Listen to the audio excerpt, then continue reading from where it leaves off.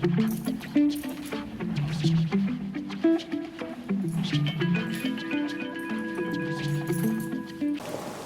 लोग ताओ की यात्रा में आगे चलते हैं। आज 37वां सूत्र 37th वर्स हम लेते हैं। पहले उसको सुनते हैं, फिर आगे उस पर चर्चा करेंगे। लाओ त्से लिखते हैं, the Tao does nothing but leaves nothing undone. If powerful men could center themselves in it, the whole world would be transformed by itself in its natural rhythm. Desires arise, I subdue them with nameless simplicity.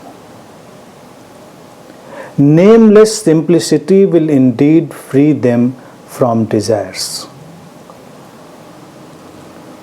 When life is simple, pretenses fall away. Our essential natures shine through. By not wanting, there is calm, and the world will settle by itself. When there is silence, one finds the anchor of the universe within oneself. अर्थात लाओ त्से कहते हैं कि ये जो ताओ है, ये जो इटर्नल मिस्ट्री है, ये जो शाश्वत रहस्य और शाश्वत नियम है, ये कुछ करता नहीं है, लेकिन कुछ भी बिना किया छोड़ता भी नहीं है। अर्थात सब कुछ को पूर्ण करता है। अगर इस संसार के शक्तिशाली लोग इस ताओ में स्थित हो जाएं, ताओ की समझ, ताओ की प्रज्ञा, ताओ के रहस्य को आत्मसात कर लें, तो ये पूरा संसार रूपांतरित हो जाएगा अपने आप, और रूपांतरित होकर इसकी जो नैसर्गिक लय है उसमें स्थित हो जाएगा। इच्छाएं उठती हैं, लेकिन मैं उन्हें उस अनाम सरलता से पार कर लेता हूं। वो अनाम सरलता वास्तव में इच्छाओं से मुक्त कर देती है। जब जीवन सरल होता है तो जो दिखावे हैं वो अपने आप गिर जाते हैं, और हमारा जो वास्तविक स्वरूप है, ओरिजिनल नेचर, एसेंशियल नेचर, जो हमारा वास्तविक सारभूत स्वरूप है, वो प्रकाशित हो उठता है। अपनी चाह से परे होकर शांति है, और जब शांति होती है तो संसार अपने आप व्यवस्थित हो जाता है, या संसार स्वयं को अपने आप व्यवस्थित कर लेता है। और जब एक गहरा मौन होता है, व्यक्ति को पता चलता है कि इस जगत का जो केंद्र है, इस जगत का जो आधार है, वो स्वयं उसके भीतर ही है।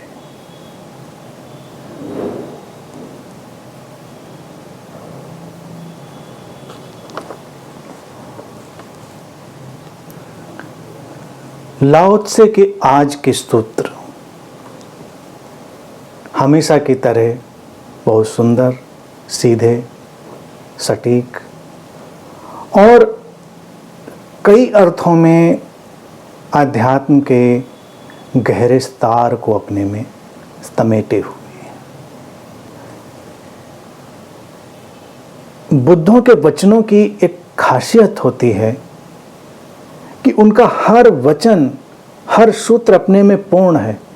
बहुत ज़्यादा इधर उधर भागने की ज़रूरत नहीं, आप कहीं से भी उसको उठाइए, वो अपना काम पूरा ही करेगा। जैसे नदी में बहता हुआ जल कहीं से भी उठाओ और उसको ग्रहण करो, वो तुम्हारी प्यास को उतना ही बुझाएगा जितना किसी भी तट का जल। परिपूर्ण है, हमारे लिए वो अपने आप में परिपूर्ण है। ये सूत्र अध्यात्म जगत के उन चंद सूत्रों में से है जो देखने में जितने सरल दिखाई देते हैं, लेकिन उनके पीछे की जो प्रज्ञा है वो उतनी ही जटिल होती है और उसको समझने के लिए तैयारी बहुत कम लोगों की होती है। आज के हमारे विकास के इस पड़ाव पर भी शायद ही हम पूरी तरह तैयार हैं इन बातों को समझने के लिए।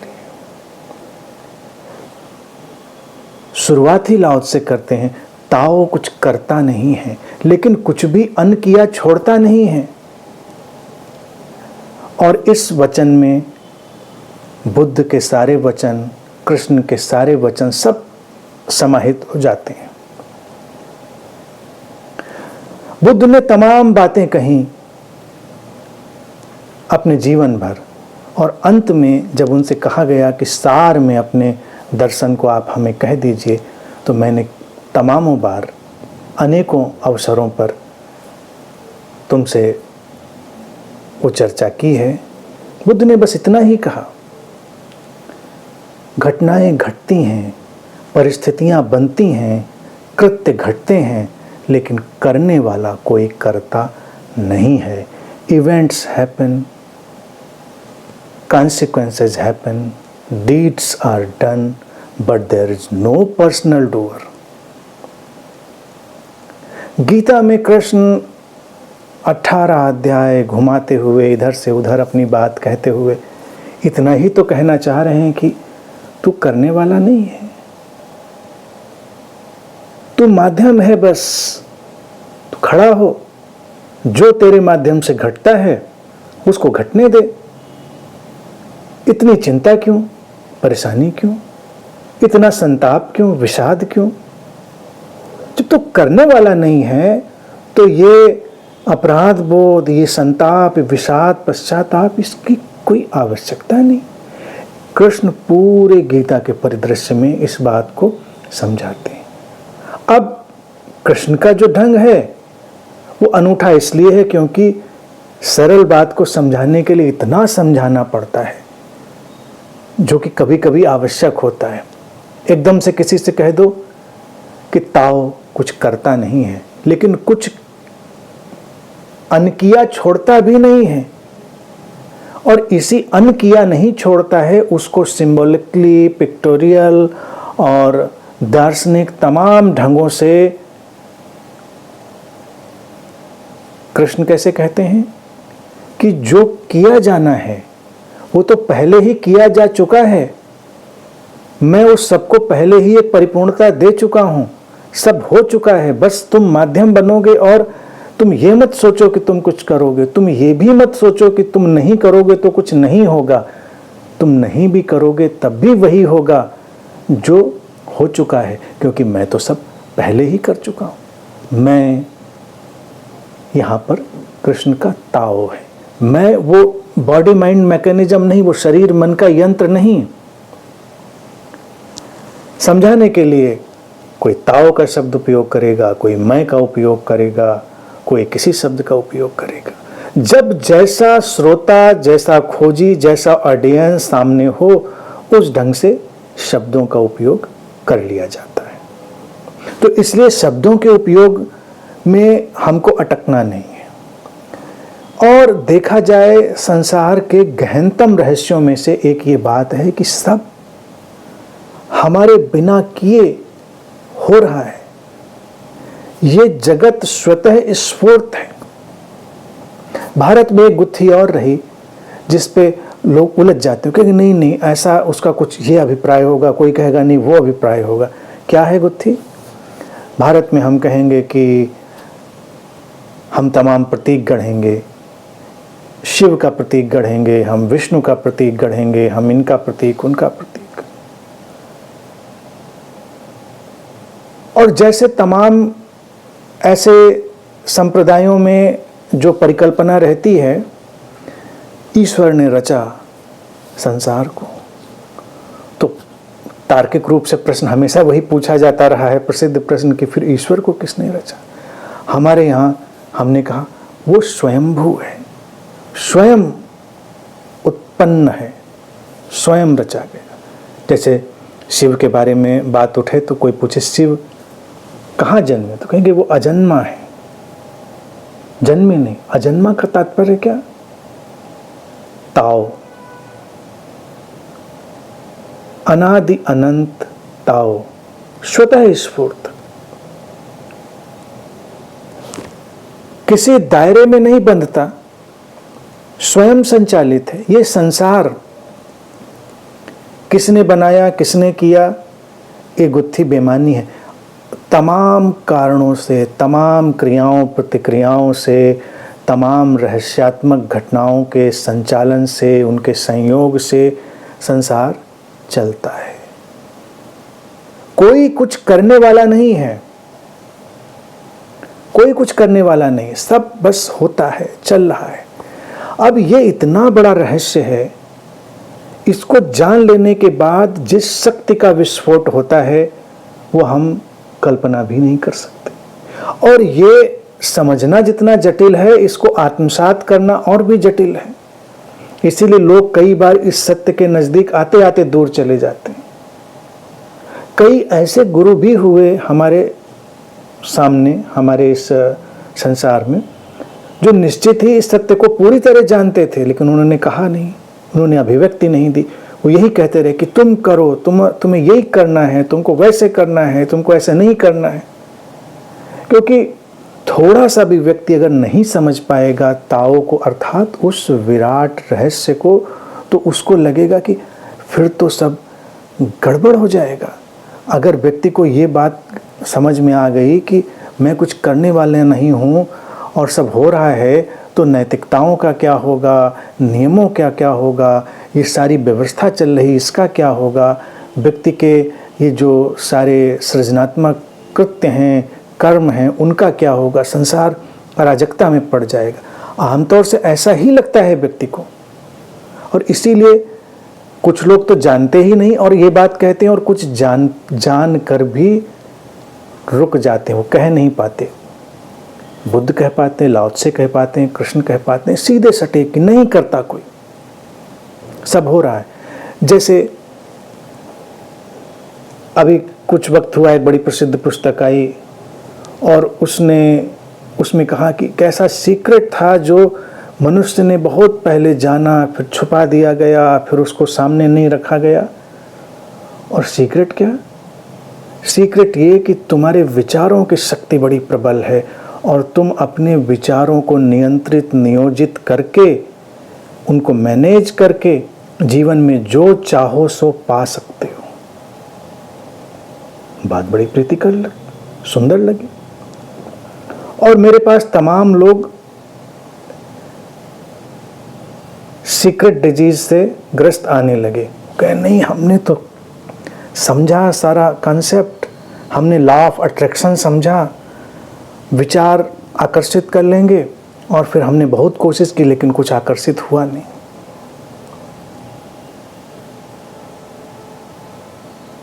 विक्षिप्तता आ गई। अब ये जो बात है ना, ये अर्ध सत्यों में से आती है, लेकिन वो शीर्षक मुझे अच्छा लगा था, द सीक्रेट, और जो उसका भूमिका थी वो अच्छी लगी थी कि ये कुछ ऐसे सीक्रेट होते हैं जो बार बार खोजे जाते हैं, छुपा दिए जाते हैं, क्योंकि बहुत लोगों को उसको अगर दिया जाए तो वो उसको समझ नहीं पाएंगे और वो फिर बेवजह परेशान हो, या कहा जाए कि जब तक वो परिपक्व नहीं होंगे तब तक उनको वो सीक्रेट नहीं दिए जाए। तो उन सीक्रेट्स में से ये एक सीक्रेट अध्यात्म का रहा, अकर्ता का। अकर्ता की चर्चा छुट-पुट, गाहे बगाहे इधर उधर होती तो रही है, लेकिन अकर्ता बिल्कुल पूरी तरह हमारे सामने रखा जाए, ये नहीं हुआ।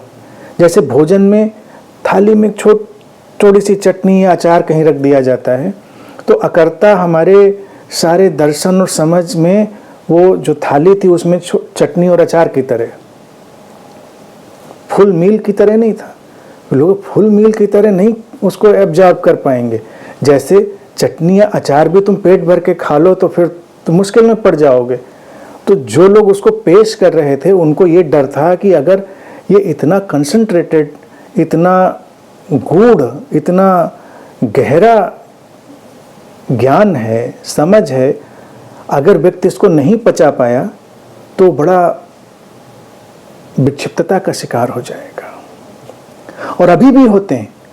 मैं तो देखिए इसको फुल मील की तरह ही सामने रखता रहा हूँ, क्योंकि मुझे लगता है कि अब हम परिपक्वता के उस मुकाम पर हैं जहाँ पर इसको पूरी तरह रखा जा सकता है, सामने बात समझाई जा सकती है। तो मैं अलग अलग कोण से इस अकर्ता को ही समझाता हूँ। लेकिन अड़चन लोगों की रहती है, अच्छा फिर कुछ नहीं करेंगे तो फिर कैसे होगा, और कुछ नहीं करेंगे। अच्छा अगर हम ये मान लें कि हमने नहीं किया, उन्होंने नहीं किया, कोई कुछ करता नहीं तो ये अपराध क्यों करता है, वो बलात्कार क्यों होता है, वो हत्या क्यों होती है, और फिर तमाम तरह के उनके सभी द्वंद्व चलते रहते हैं, ऐसा क्यों होता है। अब यहाँ पर जो गुत्थी है, जिसको लाओ त्से भी कह रहे हैं और पहले भी तमाम सूत्रों में कहे आए हैं कि अस्तित्व तो द्वैत के एक नृत्य में चल रहा है। यहाँ पर वो द्वैत का नृत्य तो चलता रहेगा, डुअलिटी का। तो कोई ये समझे कि यहाँ पर अंधेरा ही अंधेरा होगा तो वो नासमझी में होगा, और कोई समझे कि उजाला ही उजाला होगा तो नासमझी में होगा। यहाँ सब चलेगा, सारे रंग चलेंगे और सारे रंगों के बीच एक संतुलन चलेगा। उस संतुलन को बनाने का जो काम है वही ताओ का है।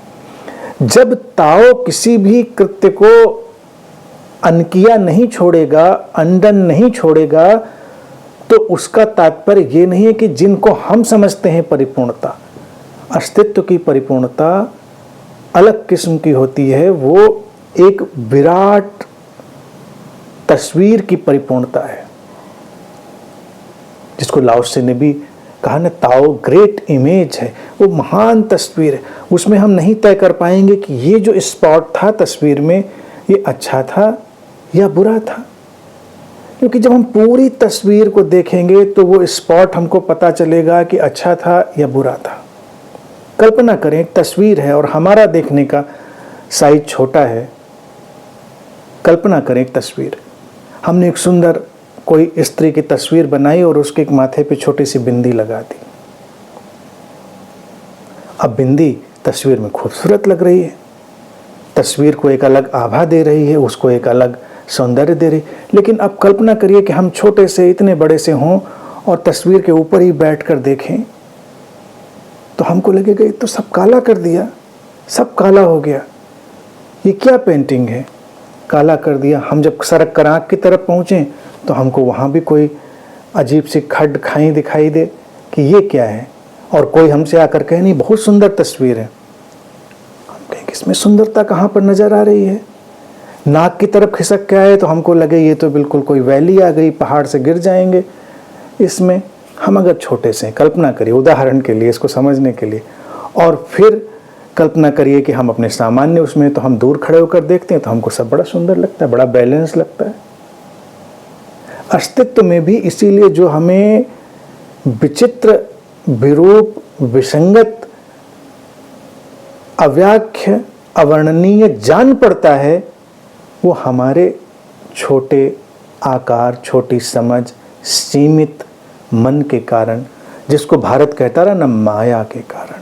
माया के कारण नहीं कि किसी ने हमारे आंखों के सामने हाथ घुमाया और जादू हो गई और सब माया में घिर गए। लोग ऐसे ही सोचते हैं माया, माया मैं पहले भी स्पष्ट कर चुका हूँ, दैट विच इज मेजरेबल, जिसको हम माप सकते हैं, जो सीमाओं में घिर गया है, जो सीमित है, जो सीमित मन के माध्यम से देखा गया वो माया का दर्शन है, और जो असीमित समझ के माध्यम से देखा गया वो वास्तविक दर्शन है। तो अकर्ता की ये जो दृष्टि है ये लोगों को बहुत उलझन में डाले रही। क्योंकि उनको ये लगता था कि करता तो है व्यक्ति, क्योंकि हम कहेंगे अच्छा ऐसा करो तो कर देता है, उसको कहते हैं वो हमको खुद भी लगता है कि हम करते हैं, क्योंकि हम भाषा में भी यही उपयोग करते हैं ना, अच्छा चलो अभी ये करते हैं, अच्छा चलो अभी बोलते हैं, फिर हमको लगेगा अच्छा कैसे नहीं किया, अभी तो मान लीजिए ये हम बोल रहे हैं तो हम बोल ही तो रहे हैं, तो आप बोल रहे हैं, आप चाहे चुप हो जाएं, लेकिन ये बोलना और चुप होना हम निर्णय ले सकते हैं। वो निर्णय क्यों लिया जाएगा, ये भी एक विराट का रहस्यमय कारण हो सकता है। वो एक बात को और परत में छुपा देना है। कर्तापन अस्तित्व हमको देता है एक खास व्यवस्था के लिए, वो है नहीं उसमें कहीं पर, लेकिन एक अगर सीमित शरीर मन रचा गया है तो उस सीमित शरीर मन के संचालन के लिए, उसके क्रियान्वयन के लिए, उसके आगे ले जाने के लिए, उसके एक्टिवेशन के लिए ये आवश्यक है कि व्यक्ति को ये एहसास मिले कि as if he is doing, as if we are doing, as if. और ये प्रारंभ कहां से होता है? प्रारंभ हमारे जन्म के बाद जो हमारी मनोशारीरिक साइकोसोमैटिक जो ट्रेनिंग चलती है उससे प्रारंभ होता है। और बड़ी रोचक सी बात है, कर्तापन जो प्रारंभ होता है वो बड़े रोचक बातों से प्रारंभ होता है। बच्चे को अभी कर्तापन का बोध नहीं है, सब हो रहा है, भोजन मिल जा रहा है, सब हो रहा है, यहाँ तक कि सूसू पॉटी सब हो रही है बच्चे को, उसको इतना भी कर्तापन का बोध नहीं है। और एग्जैक्टली उसको, उसके शरीर मन को कर्तापन की डूअर का जो भाव पकड़ना शुरू होता है तब जब उसकी टॉयलेट ट्रेनिंग होती है, जब वो अपने यूरिन को कंट्रोल करना सीखता है, जब वो अपने मल मूत्र त्याग को नियंत्रित करना सीखता है और फिर उसको एक व्यवस्था देता है, उस दिन उसके ऊपर कर्तापन की परत आनी शुरू होती है। उसी के साथ जब वो अपनी भूख को नियंत्रित करना सीखता है, भूख लगी, बच्चा है वो तो बस भूख लगी, रोना शुरू कर दिया क्योंकि भोजन फिर मिल गया उसको। उसके अगर माइंड में आप देखेंगे तो उसके लिए सब हो रहा है नैसर्गिक। अब ये तीन चीजें आई, भूख का नियंत्रित करना, इनपुट और आउटपुट, भोजन का जो इनपुट है और भोजन का जो आउटपुट है, दोनों पर नियंत्रण जब व्यक्ति लाना सीखता है, यानी बच्चा सीखता है, सबकी अपनी अपनी उम्र होती है सीखने की, उसी के साथ उसको लगता है कि मैं कुछ कर रहा हूँ। यानी कि तभी तो हम कहते हैं कि अच्छा हम खाना खा रहे हैं, खाना खाया जा रहा है, ऐसा बोलना थोड़ा हमको अड़चन में डालता है, लेकिन सचमुच में तो खाना खाया ही जा रहा है, लेकिन हम कहीं खाना खा रहे हैं। ये तो हम कहते हैं कि मुझको भूख लगी है, हम ये कभी नहीं कहते कि मैंने भूख पैदा करी है, या हम ये भाषा उपयोग नहीं कर पाते कि अच्छा रुको अभी आधे घंटे बाद भूख बनाएंगे, भूख पैदा करेंगे, फिर भोजन करेंगे, क्योंकि भूख तो नैसर्गिक लगेगी, लेकिन सामने का भोजन हमको दिखता है वो तो बनाया जा रहा है, भोजन की तो तैयारी होगी, वो मिलेगा नहीं मिलेगा, समय से मिलेगा या समय से नहीं मिलेगा, कम ज़्यादा, अच्छा बुरा क्या मिलेगा, ये सब संसार का फैलाव चलेगा, ये द्वैत का सारा फैलाव चलेगा। अब क्यों चलेगा? क्योंकि ये आवश्यक है इस द्वैत की लीला के विकास के लिए, मनुष्य के विकास के लिए। अब ये जो द्वैत का यानी ड्युअलिटी का पूरा फैलाव है वो घेर लेता है और उसी में कर्तापन। फिर ये सारी चीजें, खाना, इनपुट और आउटपुट जो हुआ उसका, हम देखें कि सारी चीजें इसी के फैलाव में, तमाम चीजें हमारी भोजन की तरह क्रिएटिव और तमाम हमारे कृत्य हमारे आउटपुट जो शिट है उसकी तरह से शिटी हो जाते हैं। कृत्य दो तरह के हैं, भोजन की तरह सुंदर सुवासित जब हम उसको अंदर डाल रहे हैं, और जब वही भोजन प्रोसेस होकर शरीर बाहर फेंक रहा है तो जो उसमें दुर्गंध है, जो उसका अब अवशिष्ट हिस्सा है वो, तो जीवन में ये दो किस्म के कृत्य पैदा होते हैं, सुवासित कृत्य और दुर्गंध युक्त कृत्य। घट दोनों रहे हैं और दोनों के संतुलन में ही जीवन चलेगा। ये उदाहरण इसलिए बता रहा हूं क्योंकि ये इतना साधारण उदाहरण है और हम इधर ध्यान नहीं देते और हम उलझे रहते हैं। अब अगर देखें, क्या जीवन में उस सुवासित, सुगंधित, स्वादिष्ट भोजन की जगह हो पाएगी अगर हमारा शरीर हमारे मल मूत्र के रूप में उसका आउटपुट ना दे रहा हो, जो कि ठीक उसके विपरीत जा रहा है। उसका संतुलन बनेगा तो इसका संतुलन बनेगा। ये दोनों चीजें, कर्तापन में जो अकर्ता है वो सुवास है, और जितना कर्तापन उलझता जाता है उस कर्तापन में उतनी ही दुर्गंध पैदा हो जाती है। मनुष्य के जीवन में दो दिशाएं खुलेंगी, या तो वो अकर्तापन के सुगंधित सौंदर्य में चला जाए अकर्तापन को समझकर, या कर्तापन में उलझे और तनाव, विषाद, घृणा, ईर्ष्या, भय, लोभ और तमाम तरह के उलझावों में घिरकर अपने जीवन में एक दुर्गंध को प्रवेश देते। बहुत सारी चीजें होंगी। अब ये अस्तित्व उनको घुमाएगा। अस्तित्व में ये सब दोनों संतुलन के लिए होंगे तो लड़ाई कोई नहीं। जैसे मैंने उदाहरण में कहा, गीता में कृष्ण शांत, बिल्कुल प्रशांति से, बहुत कूल, उसको कहते कि कर ले तो नहीं करता कोई फर्क नहीं पड़ता, जो होना है वो तो होगा ही। ऐसे ही जीवन में जीना है। तुम अपने कृत्यों को एक व्यवस्था तो दोगे, लेकिन अल्टीमेटली होना वही है जो होना है। अकर्ता का यही रहस्य है। अस्तित्व यानी ताओ, जिसको लाओ से कह रहे हैं कि कुछ भी अनकिया नहीं छोड़ेगा। जो शुरू हुआ है वो पूरा होगा वर्तुल।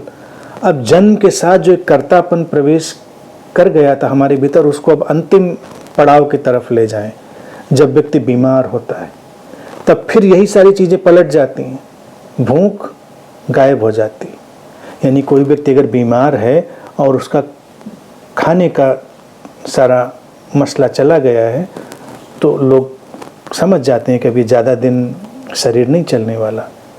भूख गायब हो जाती है, उसको एहसास बंद हो जाता है कि भूख पे नियंत्रण जो उसके मन ने एक दैनिक व्यवहारिक उपयोगिता के लिए पैदा किया था, अब जब शरीर का अवसान होना है तो उसकी आवश्यकता नहीं रह गई कृत्य की, क्योंकि स्रोत में विलीन होगा सारा घटनाक्रम। तो भूख गायब,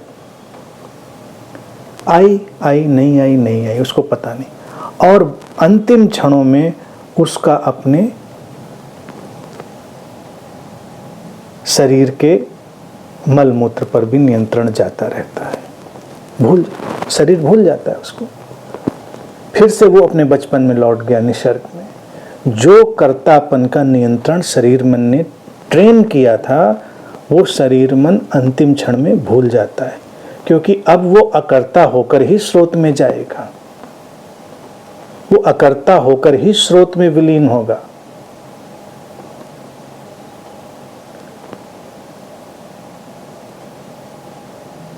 ये एक महत्वपूर्ण बात है। अकर्ता, नॉन डूअर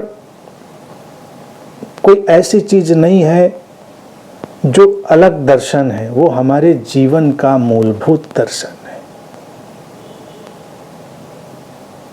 कर्तापन की वजह से हम बहुत सारी संभावनाओं को अवरुद्ध करते हैं। वस्तुतः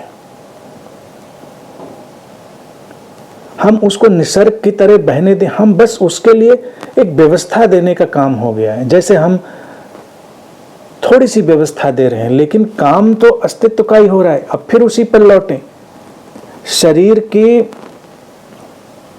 जो व्यवस्थाएं जिनको हमने नियंत्रित किया उनको बहुत ज़्यादा नियंत्रित कर लें तो घातक हो जाएगा। चिकित्सक भी कहेंगे कि हमको अब यूरिन भी होल्ड करना नहीं है, केवल उसको इतना होल्ड करना है कि आप संसार की व्यवस्थागत स्थिति में चलने लगें। उतना नियंत्रण, उतना हमारे ब्रेन ने हमको नियंत्रण दिया है, फिर आप उसको व्यवस्थित एक जगह दे सके। रोकना चिकित्सक भी मना करते हैं। अपने वेगों को, भूख का जहाँ तक सवाल है, भूख को भी एक संतुलन देना है, ना उसको बहुत ज़्यादा भरना है, ना उसको बहुत ज़्यादा रोकना है। ये जो संतुलन है, यहाँ पर हम देखेंगे निसर्ग की ही एक लय चल रही है, जो निसर्ग ही अपने ढंग से अपना काम कर रही है। शरीर को हम भोजन देंगे तभी तक जब निसर्ग की इच्छा होगी। जब निसर्ग की लय नहीं चाहेगी कि शरीर को अब रखा जाए, तो हम भोजन चाहकर भी उसको नहीं दे पाएंगे, मुंह में डाल नहीं पाएंगे, ले नहीं पाएंगे। क्या हो पाता है? नहीं हो पाता। अंतिम समय में एक तिनका नहीं खा पाता व्यक्ति, कुछ नहीं कर पाता, क्योंकि अब जा रहा है, विदा हो रहा है, कोई आवश्यकता नहीं। आवश्यकता थी तो कृत्य घट रहे थे और हमको ऐसा लग रहा था कि हम कृत्यों को पैदा कर रहे हैं। हम किसी कृत्य को पैदा नहीं कर रहे हैं। अस्तित्व में सब कुछ इसी लय में, इसी प्रवाह में जा रहा है। सुबह का होना, शाम का होना, ये वृक्षों की लय देखें, पशु पक्षियों की लय देखें, अपने जीवन की लय देखें, सब एक विचित्र सी लय में है, संतुलन में है। कोई भी अव्यवस्था नहीं है, सब एक दूसरे पर निर्भर, अंतर्निर्भर, आश्रित। बस व्यवस्था चलाने के लिए थोड़ी देर के लिए मनुष्य को ये ढंग भी दिया गया है कि वो जैसे कि कुछ कर रहा है, जैसे कि कुछ कर रहा है, लेकिन वो इसको ओढ़कर बैठ जाए कि जैसे कि मैं कुछ कर रहा हूं और मैं कर रहा हूं, विक्षिप्त हो जाएगा। जैसे कोई सोचे कि मैं बोल रहा हूं, मैं बहुत अच्छा बोल रहा हूं, मैं बहुत अच्छा लिख रहा हूं। कई लोग होते हैं ना, अगर कुछ अच्छा लिख लें तो इतराने लगते हैं कि मैंने कितनी मेहनत से लिखा है, मैंने कितने ढंग से इसको सीखा है। अस्तित्व को आवश्यकता थी तो एक शरीर मन माध्यम बना, वो चीज़ प्रकट हुई। क्योंकि अस्तित्व तो विविधता में, वैविध्य में रुचि रखता है। वो वही लीला है भारत की। थोड़ी सी चोट लग जाए मस्तिष्क पर, या कोई ऐसी अस्वस्थता प्रवेश कर जाए, होंठ हिलना बंद हो जाएंगे, आवाज निकलना बंद हो जाएगी। जिन शब्दों को हम जोड़ते थे, हम भूल ही जाएंगे वो शब्द क्या होते हैं। हमको पता ही नहीं चलेगा। और हम उस बात पर इतने अहंकार से भी भरे हुए होते हैं कि क्या मेरे अंदर प्रतिभा है। अरे प्रतिभा आई है तो आई है, तुमने उसको पैदा थोड़े किया है, आ गई है। तुम कहोगे नहीं मैंने प्रतिभा को तराशा है, उसको तराशने का विचार भी तुम्हारे पास आ गया है, वो आ गया है तो आ गया है। यहाँ पर जितने लोग सुन रहे हैं, उतने लोग सुन रहे हैं, सुनने का उनका एक माध्यम बन गया है। अस्तित्व ने वो एक लय पैदा कर दी है, तो इतने लोग बैठे हैं। लाखों करोड़ों लोगों में से इतने ही लोग क्यों बैठे हैं? क्योंकि अस्तित्व की इस समय की इस लय में, इस व्यवस्था में इतने ही लोगों की लय अस्तित्व को चाहिए होगी। वो क्यों नहीं बैठा है? नहीं बैठना था। ये क्यों बैठा? क्योंकि इसको बैठना था। ये सुन रहा है क्योंकि इसको सुनना था। अब सुनने में कई बार लोगों को लगता है अच्छा ये तो बड़ी भाग्यवादी बात हो गई, फैटलिस्टिक बात हो गई, फिर मतलब हमारे हाथ में कुछ है नहीं। तो मैं उन लोगों से कहता हूँ फिर ढूंढो तुम्हारे हाथ में क्या है, ढूंढो। सबसे बड़ी साधना तो यही है कि तुम ढूंढो तुम्हारे हाथ में क्या है। ढूंढते ढूंढते तुम पाओगे ये केवल मरीचिका है, भासता है कि मेरे हाथ में ये है। एक विचार, एक भाव, एक संवेग, एक क्रिया जीवन की धारा बदल देती है। जैसे मैं इस शरीर मन की बात करूं, अपनी ही बात करूं, युवा अवस्था में जब किशोर अवस्था से बढ़कर युवा अवस्था में प्रवेश किया, मैं दूर दराज तक ये बात सोच नहीं सकता था कि मैं बैठकर ऐसे प्रवचन दूंगा या मैं किसी से बात करूंगा। इतना प्रवचन, इतनी किताबें, और उनसे मैं उनको पढ़ने के बाद मेरे ऊपर जो उनका प्रभाव था, मुझे लगता था कि कोई आवश्यकता नहीं, क्या है ये इतना ज़्यादा, और सब एक दूसरे को गड्ढ-मड्ढ किए दे रहे हैं लोग। तो उस समय जो विचार मेरे अंदर आता था कि भाई दुनिया का कोई भी काम हो, ये काम तो मैं नहीं करने वाला, ये निर्णय लेकर दिमाग में, और ये सोच कर भी नहीं कि मुझे बोलना है। अस्तित्व का चक्र घूमता गया, ये घटनाक्रम होता रहा, ये बोलना चल रहा है, ये मिलना, ये लोगों का संग, ये साथ, ये सब चल रहा है। क्यों? क्या मुझे इसमें कोई एजेंडा था? नहीं। क्या मैंने किसी क्षण सोचा था मुझे लोगों को ज्ञान देना है? नहीं। क्या मैं आज सोचता हूं कि मुझे ज्ञान देना है? नहीं। क्या मैं सोचता हूं कि दुनिया भर को जगा डालना है? नहीं, कुछ नहीं। ताओ को जब मैं बोलता भी हूं तो ये जो वर्ष है, जब मैं सामने लेता हूं तो उसी समय लेता हूं, उसी समय पढ़ता हूं, उसमें मुझे पता भी नहीं होता इस पे क्या लिखा है और इस पे क्या बोला जाना है, नहीं पता। ताओ का रहस्य उसको घटाता है। जीवन की व्यवस्थाएं कहां से कहां पहुंचा देती हैं। जैसे किसी शायर ने कहा है ना कि अपनी मर्जी से कहां अपने सफर के हम हैं, रुख हवाओं का जिधर का उधर के हम हैं। व्यक्ति की हालत यही है, लेकिन वो नहीं मानता, उसको लगता नहीं मैं रुख को मोड़ के रहूंगा। फिर कोई शायर कहेगा नहीं, दरियाओं के रुख मोड़ो, तूफानों को तोड़ो, बिजलियों को मरोड़ो। सुनने में बड़ा अच्छा लगता है कि हाँ ठीक है, बिजली को मरोड़ के उसको गले में पहन लेंगे, तूफानों को मुट्ठी में जकड़ कर हम जेब में डाल लेंगे। कौन डाल लेता है? कौन डाल लेता है? जब जो जैसा होता है वैसा ही होता है। जीवन की सहजता में अगर हम रहते हैं, अकर्ता में, तो हमारी संभावनाओं में वो अपरिसीम खिलावट हो जाती है जिसे हम सोच भी नहीं सकते।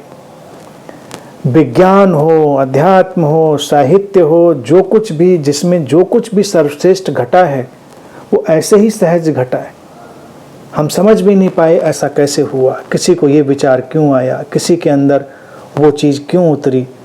अस्तित्व अपने विकास की प्रक्रिया में। इसीलिए ताओ किसी चीज़ को अनकिया नहीं छोड़ता, अनकिया नहीं छोड़ता, वो उसको परिपूर्णता तक ले जाएगा। अब लाओ से आगे जो बात कहते हैं वो क्या कहते हैं? वो कहते हैं कि अगर शक्तिशाली लोग इस संसार के इस समझ में स्थित हो जाएं तो सारा संसार सहजता से स्वयं को रूपांतरित कर लेगा और अपनी एक नैसर्गिक लय में आ जाएगा। शक्तिशाली लोग, अब लाओ से बेचारा पावरफुल मैन ही यूज करता है शक्तिशाली, क्योंकि ये भाषा की बात है। अब फेमिनिस्ट इसमें मसला आ जाए, जो आजकल बहुत ज़ोर शोर से चलता रहता है, वो कहेंगे अब इसमें पावरफुल वीमेन क्यों नहीं जोड़ा। पावरफुल मैन, शक्तिशाली, कहने का तात्पर्य शक्तिशाली लोग, नेतृत्व करने वाले लोग, जो अग्रणी लोग हैं, वो इस अकर्ता में, अकर्ता की समझ में स्थित हों तो संसार से अराजकता, अव्यवस्था चली जाए, वो विदा हो जाए और संसार सहजता से रूपांतरित हो और नैसर्गिक लय में वो ठहर जाए। क्योंकि जो अग्रणी लोग हैं, लोग उनका अनुसरण करते हैं।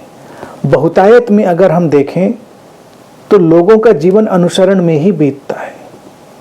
जीवन में देखिए दो टाइप के लोग होते हैं, एक नेतृत्व जो लोग देते हैं और एक वो जो अनुसरण करते हैं। जैसे आसमान में उड़ते हुए परिंदों को देखें, वो कोई नेता बनने के लिए नहीं पैदा हुए हैं कि कैंपेनिंग करके वो आगे आगे चल रहा था परिंदा। कुछ परिंदे आगे आ जाते हैं, कुछ उनको फॉलो करते हैं, और वहाँ भी डेमोक्रेसी है। कभी कभी फिर उसमें से कोई शिफ्ट होकर आगे आ जाता है, फिर कोई शिफ्ट होकर आगे आ जाता है, लोग उसको फॉलो करते हैं। क्योंकि कोई ऐसा उन परिंदों के झुंड में ऐसा है जो उस परिपथ को, उस मार्ग को ठीक से जानता है, पहचानता है, जो अपने घर वापस लौटने का रास्ता ठीक से जानता है तो उसके पीछे पीछे सब उड़ते रहते हैं। एक व्यवस्था है। परिंदों में भी नेतृत्व है, यानी पशु पक्षियों में देखें, चींटियों में देखें, कहीं भी देखें, मनुष्यों में भी वही प्रवृत्ति है। कुछ लोग, कुछ मनुष्य आगे आते हैं नेतृत्व करने और कुछ उनके पीछे चलते हैं। मनुष्यों में ये परसेंटेज बहुत ज़्यादा है। 1-2% शायद नेतृत्व करने वाले लोग होंगे, बाकी सब अनुसरण करने वाले। अब इसमें दुविधा क्या होती है? नेतृत्व जिनके माध्यम से घटता है उनको ये एक बीमारी पकड़ जाती, मैं नेतृत्व कर रहा हूं, मैं लोगों को अपने पीछे चला रहा हूं। नहीं, लोग तुम्हारे पीछे चल रहे हैं, तुम चला नहीं रहे हो। तो नेतृत्व करने वाला बड़ा तनाव में आ जाता है कि उसे नेतृत्व करना है। अब किसी खास समय में एक खास ढंग का नेतृत्व पैदा हो जाता है, वो शक्ति का केंद्र पैदा हो जाता है, लोग उसकी चीजों को समझने लगते हैं। लाओ त्से की दृष्टि में देखें तो लाओ त्से को इस बात की भी चिंता नहीं कि क्यों नहीं हो रहा है, जल्दी क्यों नहीं हो रही है ये सब परिवर्तन। वो कहता है जो हो रहा है सो हो रहा है, इस समय अस्तित्व को ऐसी ही चीज चाहिए होगी। फैशन को हम देखें, 2-4 नमूने आ जाते हैं फैशन वर्ल्ड में, वो कोई चीज पहनते हैं, बाकी सब लोग पहनने लगते हैं। उनको पता भी नहीं कि भाई इसमें क्या मजा आ गया पहन के। अच्छी बात तो होनी चाहिए कि हमने कुछ पहना, हमको अच्छा लगे, कंफर्टेबल लगे, सुंदर एहसास हो, बात खत्म हो गई। मुझको अच्छा लगा, मैंने बहुत अच्छा कंफर्टेबल एलेटेड अनुभव किया, किसी को नहीं लगा वो जाने, उसकी समस्या। लेकिन नहीं, हम कुछ नमूनों को मॉडल ही कहते हैं। अच्छा, मॉडल का हिंदी ट्रांसलेशन नमूना ही होता है ना, इसीलिए मैं नमूना कह रहा हूँ। नमूने में कोई कंडेमनेशन नहीं है। आप कहें मॉडल तो मॉडल का ट्रांसलेशन कर दिया हमने नमूना। तो कोई नमूना पहनता है कोई खास चीज, बाकी लोग पहनने लगते हैं, अनुसरण। कोई धार्मिक नमूना, रिलीजियस मॉडल भी होते हैं, जैसे फैशन के मॉडल होते हैं, ऐसे रिलीजियस मॉडल्स होते हैं, ऐसे पॉलिटिकल मॉडल्स होते हैं। और उनको अगर अनुवाद में बोलें तो अच्छा लगता है सुनने में, नमूने। कोई धार्मिक नमूना एक खास किस्म की चीज़ लेकर आ जाता है तो लोग उसके पीछे चल देते हैं। कोई राजनीतिक नमूना एक चीज़ लेकर आ जाता है तो लोग उसके पीछे चल। लोगों का तो काम है पीछे चलना। जैसे लोग कहते हैं लोगों का तो काम है कहना, कहना नहीं, लोगों का तो काम है पीछे चलना, वो पीछे चलेंगे। येन केन प्रकारेण, they are designed like that. वैसे ही अस्तित्व ने उनको बनाया, कोई बुराई नहीं। लाओ से जैसे लोगों को इसमें कोई परेशानी नहीं, कहते ठीक है चलते रहो, जब जिसको जैसी आवश्यकता होगी उस ढंग से वो अपनी दिशाओं को खोज लेगा। यहीं पर लाओ से उसको समझकर उस चीज को, वो कह रहा है भाई देखो हम इतना हस्तक्षेप करने नहीं जा रहे हैं, इसीलिए वो उसको एक प्रस्ताव देता है। वो कहता है कि जो शक्तिशाली लोग हैं, नेतृत्व करने वाले लोग, अगर इनके अंदर ही वो समझ आ जाए तो हमको लोगों को बदलने में कोई मेहनत नहीं करनी पड़ेगी। अब क्या है, नेतृत्व करने वाले लोगों में हमको वही प्रतिस्पर्धा, वही घृणा, वही वेश, वही सब कुछ दिखता है। और फिर वो कहेंगे कि क्या करना है, संसार में शांति लानी है, व्यवस्था लानी है। कैसे आएगी, कहां से आएगी? तुम्हारे अंदर तो आई नहीं थी अभी, तुम्हारे अंदर तो सारी मारामारी थी, समाज में आएगी। तो फिर वो कर्तापन का प्रश्न उठता है कि ये हमको व्यवस्थाएं बनानी है, पुलिस फोर्स, एक कोर्ट कचहरी सब बनाने हमको, क्योंकि व्यवस्था देनी है। लोग अराजकता करेंगे, अपराध करेंगे तो हम क्या करेंगे? लेकिन आप भी वही अराजकता और वही अपराध कर रहे हैं, या कहें आपके माध्यम से हो रहा है अभी अज्ञानता में, बस आपने उसको मैनेज करना सीख लिया है।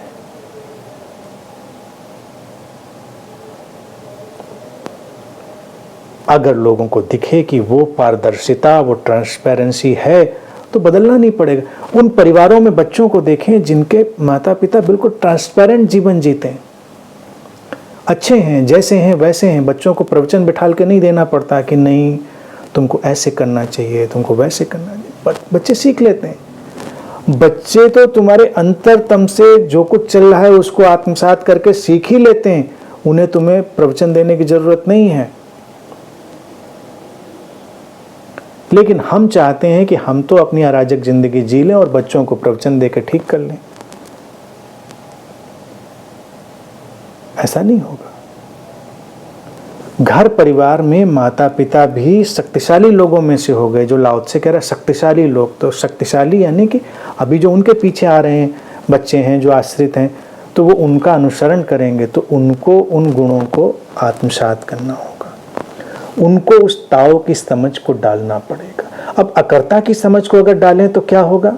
उदाहरण के लिए देखें, अगर परिवार में माता पिता ही उसको डालें तो उनका जीवन सहज होगा, निर्भर होगा, उनके जीवन में कांटे नहीं होंगे, वो जीवन के साथ बहेंगे, वो अपनी प्रतिभाओं को बहने देंगे। कोई टकराव नहीं है, किसी से आगे जाने की, किसी को धक्का देकर ऊपर उठने की चाह नहीं है, क्योंकि वो जान रहे हैं ये तो उठना ही है। जैसे 10 पौधे आप लगा दें जमीन पर, मनुष्य कहता है कि पौधों में कंपटीशन चल रहा है ऊपर उठने का। कोई कंपटीशन नहीं चल रहा है। नैसर्गिक लय में उठ रहे हैं प्रकाश की तरफ। प्रकाश से उनको जो पोषण मिलता है वो ले रहे हैं अपने अपने ढंग से। कोई थोड़ा झुककर, कोई थोड़ा सीधा होकर, कोई थोड़ा दाएं से बाएं से, वो अपने अपने रास्ते पर जा रहे हैं। वो इसी को लाओ त्से कह रहे हैं कि वो एक निसर्ग की लय में आकर रूपांतरित हो जाएंगे। पूरा संसार एक नैसर्गिक लय में आ जाएगा। पौधों को देखें, वो नैसर्गिक लय में अपना रास्ता बना लेते हैं, कोई प्रतिद्वंदिता नहीं। मनुष्य भी ऊपर उठना चाहता है, आगे जाना चाहता है, वो सूरज छूना चाहता है, चांद तारे छूना चाहता है, लेकिन उसको लगता है हमको तो कंपटीशन करना पड़ेगा, लोगों के सिर पर पैर रखना पड़ेगा, छल करना पड़ेगा, धोखा देना पड़ेगा। सब कुछ करके भी पहुंचता कहीं नहीं है। कई बार बहुत दौड़ में जा रहा है और अचानक धम्म से नीचे गिरा, क्योंकि उसके पीछे भी कोई उतना ही सातिर चला आ रहा था। तो अस्तित्व में तो सातिर, सातिर के पीछे महासातिर और उसके पीछे और महासातिर, अस्तित्व पूरा संतुलन बना के चलता है। लेकिन अगर हम उन पौधों की तरह सरल हों, विकसित हो रहे हों, तो गहरा रूपांतरण। अगर माता पिता ऐसे अपने जीवन को जी रहे हों, बच्चों को कुछ सिखाना पड़ेगा, बच्चों को धार्मिक बनाना पड़ेगा, कुछ नहीं बनाना पड़ेगा। वो तो एक निसर्ग की लय में आ जाएंगे। तो जिनके पास भी नेतृत्व की कोई भी क्षमता है, जब जब उनके पास अकर्ता की समझ आएगी, संसार सहज ढंग से रूपांतरित हो जाएगा, कुछ करना नहीं पड़ेगा। लाओ से कहते हैं कि इच्छाएं उठती हैं और मैं उस अनाम सरलता से उनके पार चला जाता हूँ। वो अनाम सरलता वास्तव में इच्छाओं से मुक्त कर देती है। वो नेमलेस सिंप्लिसिटी। लाओ त्से ने ये नहीं कहा कि मैं इच्छा करता हूँ, उन्होंने यही कहा कि इच्छाएं उठती हैं। और सारा अध्यात्म धर्म इच्छाओं से युद्ध में रत है, डिजायरलेस होने में रत है, संलग्न है, जुटा हुआ है। इच्छाएं कोई हमने बनाई थी? इच्छाएं तो उठती हैं, अस्तित्व ने इच्छाओं को उठाया है। वो इस शरीर मन को चलाए रखने का आयोजन है। तो लाओ त्से ने इसी लिखा, इच्छाएं उठती हैं, लेकिन इच्छाएं हमको परेशान करें, हमको विचलित करें, इसके पहले मैं उस अनाम सरलता में, नेमलेस सिंप्लिसिटी में प्रवेश कर जाता हूं और इच्छाओं के पार चला जाता हूं। अनाम क्यों? क्योंकि सरलता का कोई नाम नहीं होता। सरलता को हम कोई परिभाषा नहीं देते, उसको हम विनम्रता भी नहीं कहते। वो नेमलेस है, वो एक समझ है, वो एक सेंसिटिविटी है, वो एक संवेदनशीलता है। या अगर हम उसको और नज़दीक से पकड़ना चाहें तो वो हमारी इनर प्रेजेंस है, हमारी वो उपस्थिति जो हमारे अंदर से झांकती है, वो जो प्रेजेंस है। नेमलेस, अनाम। नाम हमारा है, ABCDXYZ कुछ भी हो सकता है। नाम इस शरीर मन का है और इस शरीर मन के पीछे कुछ ऐसा चैतन्य, ऐसा जीवन, ऐसी जीवंतता, ऐसी अलाइवनेस, ऐसी प्रेजेंस, उपस्थिति निरंतर हमको आविष्ट किए रहती है, जिसका कोई नाम नहीं है। और उससे जुड़ते ही हम उतने ही सरल होते हैं जितनी सरल वो है। वो शाश्वत है, सरल है, हम वैसे ही हो जाते हैं। तो जैसे ही कोई व्यक्ति अपने इस नाम, अपने रूप, अपनी व्यवस्था के इस सारे फैलाव से हटकर उस अनाम उपस्थिति से जुड़ता है, तो वो इच्छाओं को उठते हुए देखता है, इच्छाओं को गिरते हुए देखता है। इच्छाओं का ज्वर उसको नहीं पकड़ता। इच्छाएं या तो पूरी होंगी या नहीं होंगी। पूरी होने की बात है तो पूरी कर ली जाएंगी, नहीं पूरी करने की बात है तो कोई बात नहीं। जब व्यक्ति ये नहीं देखता और उस अनाम सरलता से नहीं जुड़ता है, या अपने उस नेमलेस प्रेजेंस से नहीं जुड़ता है, तब क्या होता है? तो उसको लगता है ये मेरी इच्छा है, मेरी इच्छा को मुझे पूरा करना है। तो तमाम लोग अपनी इच्छाओं को पूरा करने में, कुछ अपने माँ बाप की इच्छाओं को पूरा करने में, कुछ गुरुओं की इच्छाओं को पूरा करने में, और कुछ तो पता नहीं कितने हजारों साल पीछे गुजर गए लोगों की इच्छाओं को पूरा करने में, अपना जीवन नष्ट करने में लग जाते हैं। बोलता मेरे माता पिता की इच्छा थी, मेरी इनकी उनकी इसकी उसकी इच्छा है, मेरी भी। लाओ से कह रहा किसी की नहीं है। इच्छा तो एक बादल है जो गुजरा है, यहाँ से गुजर जाएगा। तुम अभी उस बादल के नीचे आए तो उसकी छाया, उसका जो भी प्रभाव है वो तुम पर पड़ेगा, अन्यथा तो बादल को गुजर जाना है। बादल का तो ढंग ही है, आना है और जाना है, वो कहाँ रुकना है। तो इच्छाएं ऐसे ही आती हैं और जाती हैं, लेकिन अगर हम उनसे अपना व्यक्तिगत तादाद में नहीं बनाते हैं और हम अपने उस अव्यक्तिगत इम्पर्सनल सेंटर से व्यवहार करते हैं, तो इच्छाओं से परे का जगत हमारे लिए खुला रहता है। इच्छाएं हमारे लिए एक खेलपूर्ण चीज़ होती हैं, प्लेफुल थिंग होती हैं, हमको परेशान आक्रांत करने वाली चीज़ नहीं होती।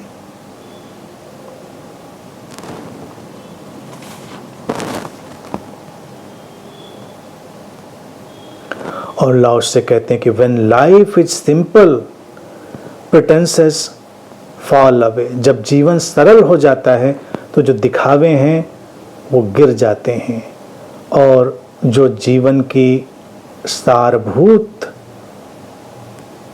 चमक है, सारभूत जो उसका स्वभाव है, वो चमक उठता है, प्रकाशित होता है, आलोकित होता है। एसेंशियल नेचर, सारभूत। जब जीवन की सरलता आती है, दिखावे की जरूरत नहीं। दिखावा ही जटिलता का परिचायक है।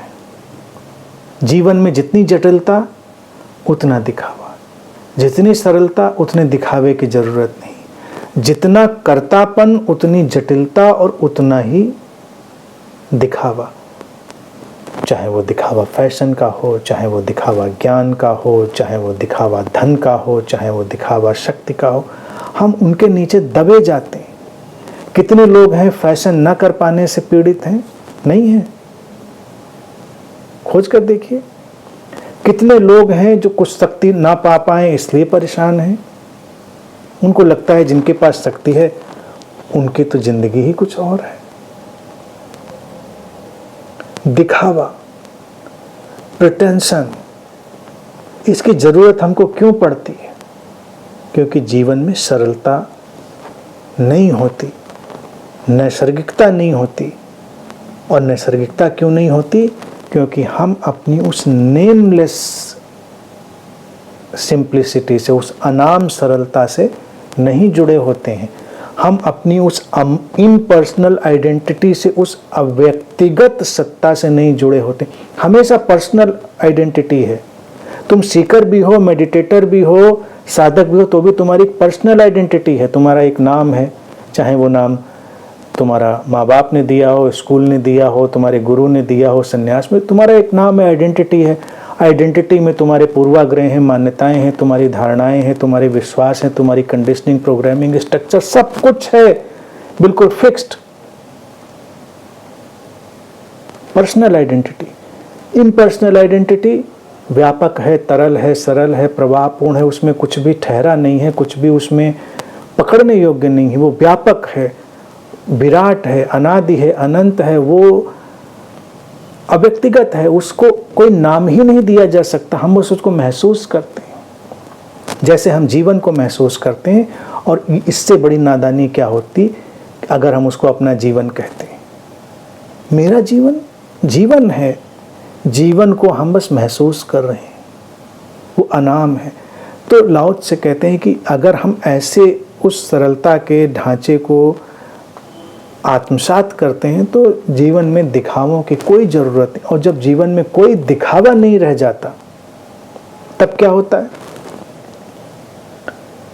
वो कहते हैं वो जो एसेंशियल नेचर है, वो जो मूलभूत स्वभाव है, वो आलोकित हो उठता है। मूलभूत स्वभाव, एसेंशियल नेचर क्या है हमारा? एसेंशियल नेचर हमारा शाश्वत है, शाश्वत गुणों से भरा हुआ है। शांति, प्रेम, प्रसन्नता के शाश्वत गुण, समस्वरता के शाश्वत गुण, वो प्रकाशित होते हैं। व्यक्ति अपने जीवन से अगर हम दूसरे तरफ से इसको देखें, दिखावों से बाहर होकर जीना सीख ले तो कितनी शक्ति, कितनी ऊर्जा उसकी बच जाए। और कई बार तो मुझको लगता है कितना पैसा भी बच जाए, क्योंकि कोई नमूना आकर फिर हमको बेवकूफ़ नहीं बना सकता कि अब हमको ये फैशन चाहिए, क्योंकि हमको तो अच्छा लग रहा था। हमने कहा भाई देखो ये वाली ड्रेस हमको अच्छी लगती है, हमको कंफर्टेबल लगता है, हम यही पहनते हैं। तुमने कहा नहीं, अब उसने पहना है, देखिए वो बड़ा स्टार नमूना है, तो ठीक है पहनी होगी उसने, मुझे क्या करना है, मुझे तो ठीक लगती है। तो सारी फैशन इंडस्ट्री कोलैप्स हो जाएगी। फैशन इंडस्ट्री वाले भी कभी कभी मैं सोचता हूँ जो लीडर्स हैं पीछे बैठकर हंसते भी होंगे, क्योंकि जब हम लोग उनको अप्लाई करते हैं तो सोचते होंगे देखिए क्या हमने उल्लू बना दिया, क्या क्या चीज़ें पहना देते हैं, क्या क्या चीज़ें खिला देते हैं। इंसान जीता जागता एक नमूना बनकर रह जाता है। हंसते होंगे वो लोग बैठ कर कि देखिए, क्योंकि सरलता की उपलब्धि है नहीं, तो व्यक्ति को कोई ना कोई दिखावा चाहिए। फिर क्या है, उसके बाद इसके बाद बचता है कि आदमी कहता है चलो ये संसार है, माया है, इससे हम मुक्त होकर अब अध्यात्म में जाएंगे। अध्यात्म में जब जाएगा तो वहाँ के कुछ और जटिल कार्य व्यापार हैं कि तुम ऐसा ध्यान साधते हो तो तुम ध्यानी हो, तुम वैसा ध्यान साधते हो तो तुम ध्यानी हो, तुम्हारे अंदर ये चीज़ वो चीज़, सब सरलता की तो कोई बात ही नहीं है। उस ताओ के शाश्वत नियम के साथ लयबद्ध होकर चलने की तो कोई बात नहीं। तो वहाँ भी तुलना, प्रतिद्वंदिता और तमाम तरह के जाल वहाँ भी मिल जाएंगे। मिलते कि नहीं मिलते? किसी आध्यात्मिक जगह पर जाइए और आध्यात्मिक जगहों पर अगर निंदा पुराण न मिले तो मज़ा ही नहीं। जब तक लोग ये ना सिद्ध कर पाएँ कि जो वो लोग हैं वो बिल्कुल बेकार लोग हैं और हम जो हैं हम बिल्कुल कुछ बहुत उच्च स्तर का काम कर रहे हैं, और वो जो हैं वो बिल्कुल अज्ञानी हैं और उनका जो इनलाइटनमेंट है वो अभी 14 कैरेट का है, हमारा 18 कैरेट का है, हमारा 24 कैरेट का है। और फिर कहेंगे नहीं नहीं वो बेच रहा है 24 कैरेट का कह के, लेकिन 24 कैरेट का है नहीं उसका। अभी जाके उसको देखे, गलवाइए आग में दुकान पे जाकर तो निकलेगा 18 कैरेट का। तो कुछ कहेंगे अरे हम तो लाए थे असली समझ के, और कुछ दिनों के बाद रंग ही उतर गया, कलई उतर गई उसकी, केवल ऊपर सोने का पानी चढ़ा था। तो वहाँ भी यही हाल चल रहा है। इसी तरह की बातें हैं, इसी तरह के सब तर्क वितर्क, कोई किसी को नीचे गिरा रहा है तो कोई किसी को ऊपर उठा रहा है। अगर उनको समझ हो उस दायरे में, चाहे वो गुरु हो चाहे वो सीकर हो, तो एक ही बात कहेंगे कि जहाँ जिसको जैसी ज़रूरत है अस्तित्व वैसा रचता है, इसमें न कुछ कम है न कुछ ज़्यादा है, न कुछ ज्ञानी है न अस्तित्व को। तो वो धारा उस समय शायद चाहिए, वहाँ पर अस्तित्व को चाहिए तो पैदा हुई। अब तुमको नहीं जाना तो मत जाओ उस जगह पर, तुमको नहीं जाना, कोई बात नहीं। घर में भी देखिए ना, घर में भी जैसे मैं बात इनपुट और आउटपुट की कह रहा था, तो घर में भी टॉयलेट है, नालियां हैं, जरूरत है ना उनकी। अब तुम कहो कि उनकी ज़रूरत नहीं, ज़रूरत तो बहुत ज़्यादा है। और कई बार तो ड्रेनेज सिस्टम की ज़रूरत ज़्यादा होती है घर में। किसी के घर की सबसे अच्छी चीज़ होती है घर का ये सब किचन, चाहे थोड़ा कम अच्छा बनाया हो, ड्राइंग रूम चाहे कम सजावटी बना, ड्रेनेज सिस्टम बहुत बढ़िया होना चाहिए। ड्रेनेज सिस्टम में प्रॉब्लम अगर हुई तो पूरा घर, उसमें जीना मुश्किल हो जाएगा। तो अस्तित्व में भी तमाम तरह के ड्रेनेज सिस्टम होते हैं। Ideological drainage system, system drainage, emotional drainage, तमाम किस्म की ऐसी नालियाँ यहाँ पर डाली जाती। नाली शब्द से तो निंदा नहीं लीजिए कि नाली का मतलब कुछ गलत चीज़। घर बनाते समय कभी नाली को हम गंदा कहते हैं? नाली है, आवश्यक हिस्सा है। तो तमाम व्यवस्थाएं ऐसी नालियों की तरह यहाँ पर होती हैं, उनका होना ज़रूरी है, क्योंकि तभी तो ये सारे संतुलन का कार्य व्यापार चलेगा। तो सरलता में आकर ये दिखावा विखावा बंद होता है। हम सब कुछ एक्सेप्ट कर लेते हैं, पूरी तरह स्वीकार कर लेते हैं। जब पूरी तरह स्वीकार कर लेते हैं तो हमको परवाह ही नहीं किसी बात की। हम एसेंशियल नेचर के साथ, नैसर्गिक अपने गुणधर्म के साथ आलोकित होकर जीते हैं। उसमें हमको ये परवाह भी नहीं कि हमारे लोग हमको महान समझते हैं कि नहीं समझते हैं। समझते हैं नहीं समझते हैं, ये उनकी परेशानी या उनकी अच्छाई हो सकती है, लेकिन हमारा इसमें क्या है? हमें क्या तकलीफ़ होनी चाहिए? लेकिन अगर हमको होती है तो इसका मतलब हमारा ड्रेनेज सिस्टम कहीं पर कमज़ोर है, कहीं कोई नाली ब्लॉक हो रही है।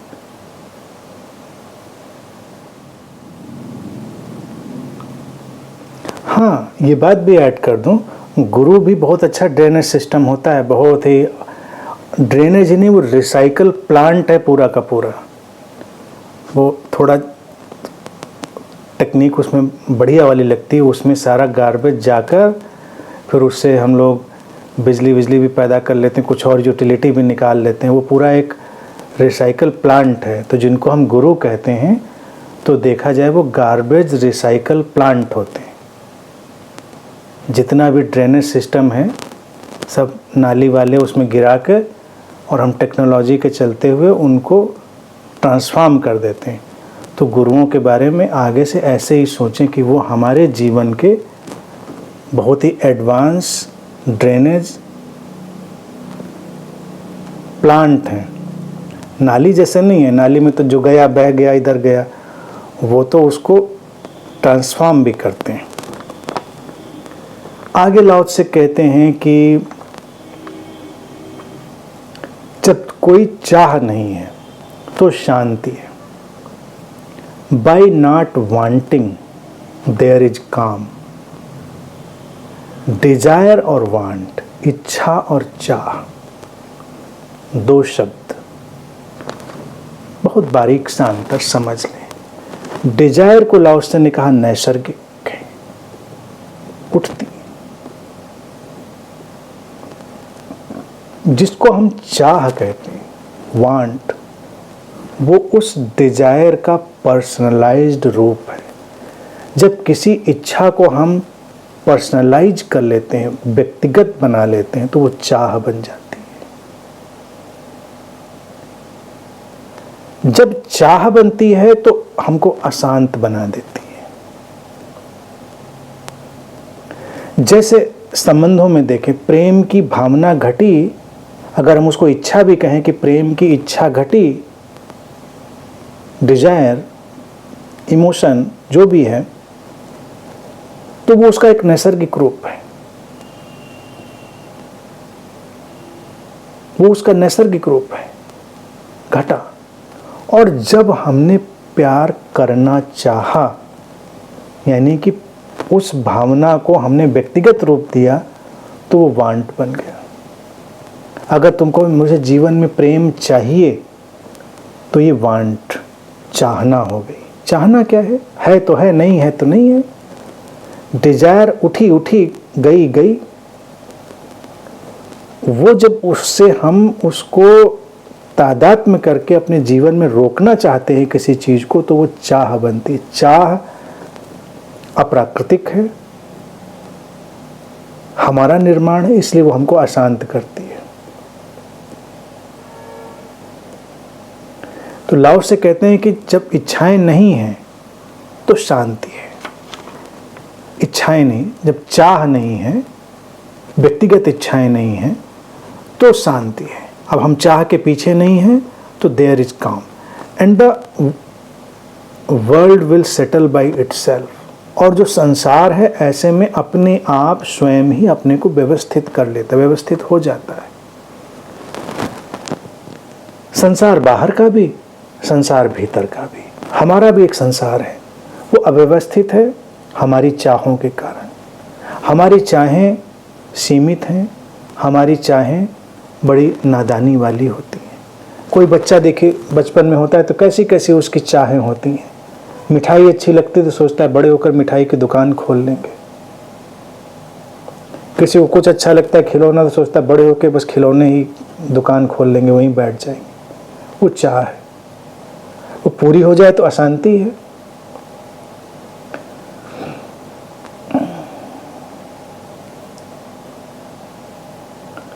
बच्चों की दुनिया में झांक कर देखें, उनकी तमाम बड़ी बड़ी चाहनाएं छोटी छोटी सी होती हैं, वो जीवन पे नहीं फैलती हैं, वो अच्छी।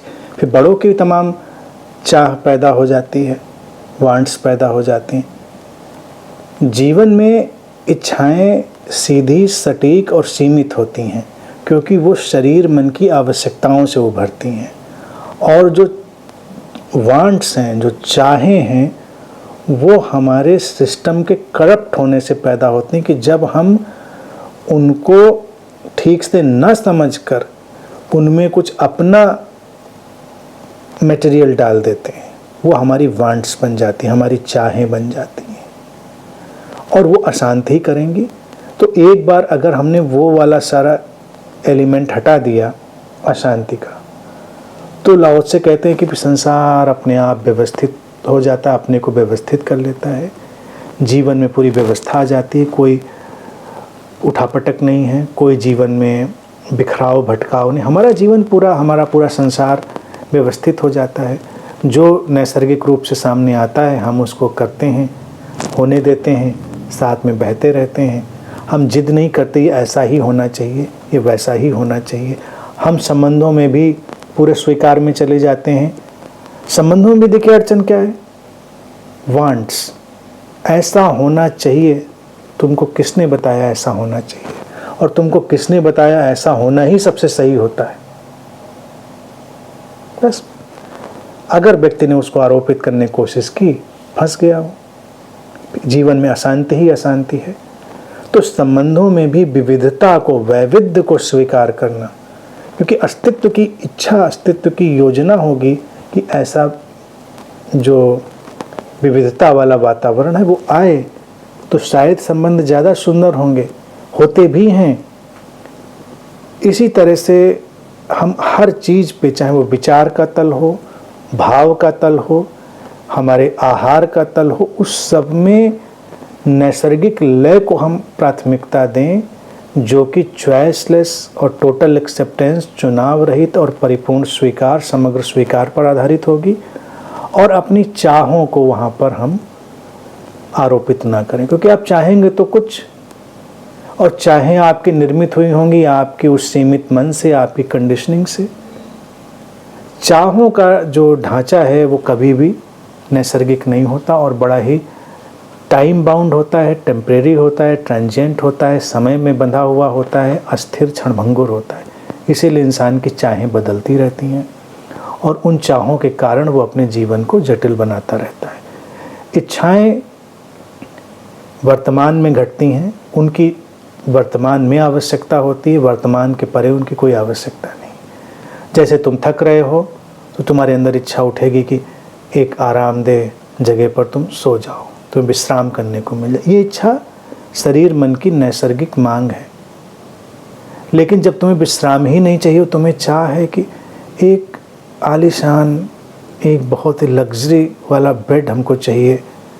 क्यों चाहिए ये नहीं पता, विश्राम का तो पता ही नहीं, चाहिए। फिर क्या होता है, उस पर लेटकर कभी विश्राम नहीं मिलता, अशांति मिलती है, इंसोमेनिया, अनिद्रा मिल जाती।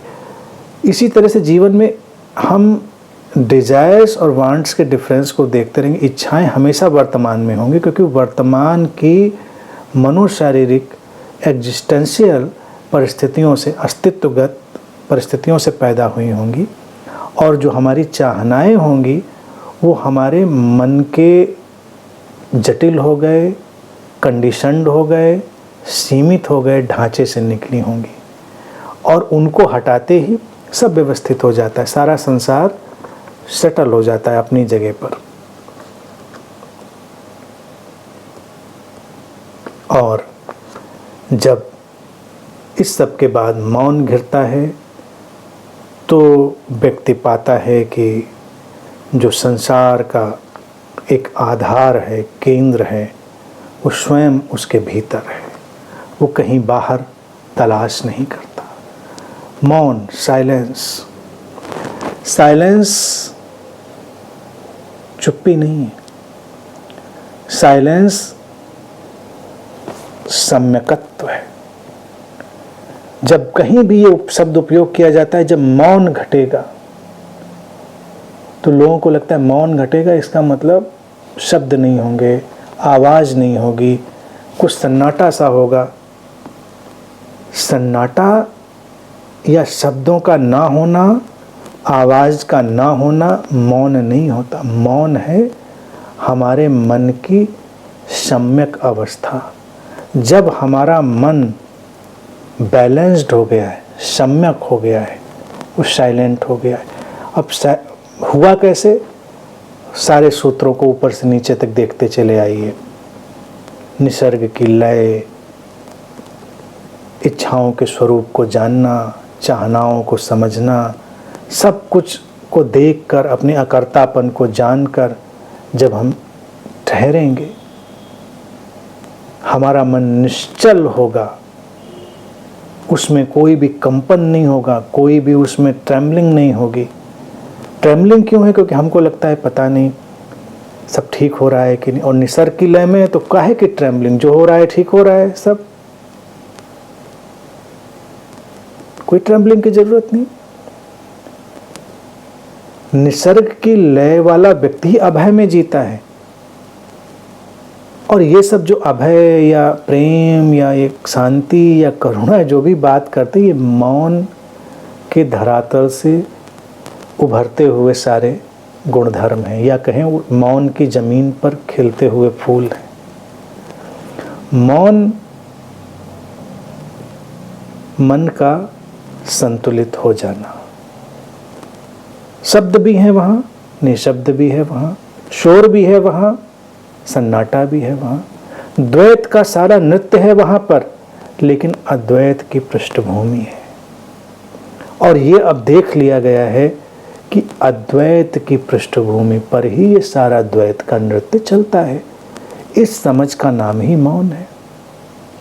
तो लाओत्से से कहते हैं कि जब मौन आया तो व्यक्ति ये देख पाता है कि जो अस्तित्व का केंद्र है, जो उसका एंकर है, जो उसका एक ठहराव है, वो उसके स्वयं के भीतर ही है। वो कहीं बाहर नहीं तलाशता।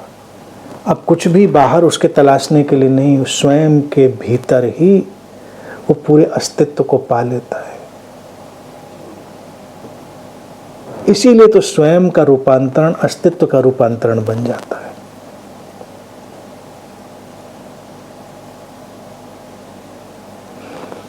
तो इन सारी बातों को समझ के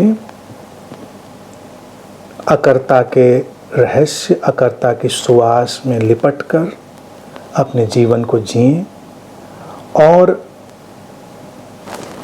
किसी भी दिखावे से बाहर हों, किसी भी द्वंद्व से बाहर हों, नमूनों के पीछे पीछे ना चलें, अपने निसर्ग को, अपने अंतर जगत में जो अस्तित्व का केंद्र है उसको ढूंढें,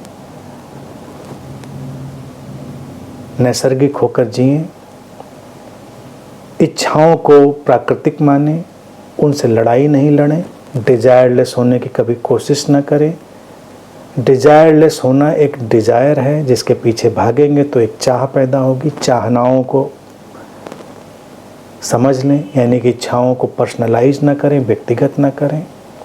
ये सब जब आप कर लेंगे तो मन सम्यक हो जाएगा, सम हो जाएगा, संतुलित हो जाएगा, और फिर तुम ही अस्तित्व हो जाओगे, तुम ही अनादि और अनंत हो जाओगे। और इस अनादि और अनंत ताओ में सब वैसा ही होगा जैसा होना चाहिए। और जब तुम ये जानते हो कि सब वैसा ही है जैसा होना चाहिए, तो कोई दुश्चिंता नहीं, कोई निराशा नहीं, कोई परेशानी नहीं। एक परम आनंद है, परम तृप्ति है, और इसी को हम इनलाइटनमेंट कहते हैं। ये सूत्र एक अर्थ में देखा जाए इनलाइटनमेंट की टैबलेट है, कैप्सूल है, वटेवर, इंजेक्शन भी है, वैक्सीन भी है, कुछ भी कह सकते हैं। एक बार इसको अप्लाई किया आपने तो right now you are enlighten.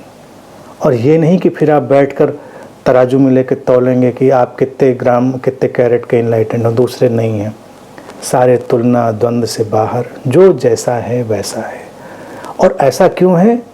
क्योंकि निसर्ग की लय, रिदम ऑफ नेचर ऐसा ही चाहती है। तो जब अस्तित्व की लय ऐसा चाहती है तो हम क्यों उसमें उलझे? ठीक है, आज के लिए इतनी ही बात।